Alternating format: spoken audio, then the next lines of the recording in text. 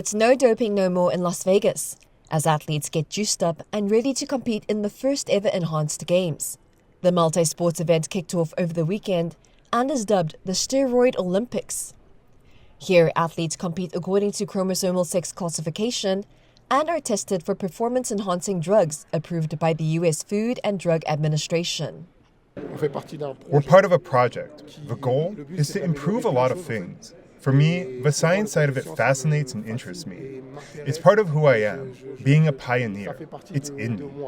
I like being the kind of person who pushes things forward or believes in things that maybe, at the beginning, might be seen in a negative light. But the games are also drawing criticism. Health experts warn PEDs come with serious health risks and fear the games could influence young athletes to follow suit. The World Anti-Doping Agency has been slamming the event since it was introduced. Well, what has been very clear since we heard about this concept of enhanced games, we said very clearly and loudly that we condemn this notion of enhanced games or enhanced competition. And we think this is dangerous and a dangerous and irresponsible concept by all means. Still, the game's organizers say the decision to use or compete against people using PEDs is personal. Remember, these are not drugs that have never been given to people. These are drugs that we've been using as doctors for the last 30 years.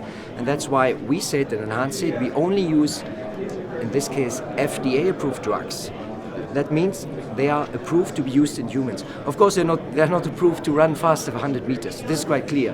But from a safety point of view, it's important because they're deemed to be safe enough to give them to patients. Organizers have tried to keep PED use transparent. They say around 90% of competitors use testosterone, nearly 80% have used human growth hormones, and nearly 30% are using other anabolic steroids. I think transparency helps. So what our message is exactly the opposite of the positive one. Hey, there are levels in life. If you want to break a world record, but they take the substance, and transparency is always good. And these games in Las Vegas are now providing a venue, both for athletic prowess and debate over ethics, safety, and the future of elite sports. Scott Huang and Sanny Chi for TaiwanPlus.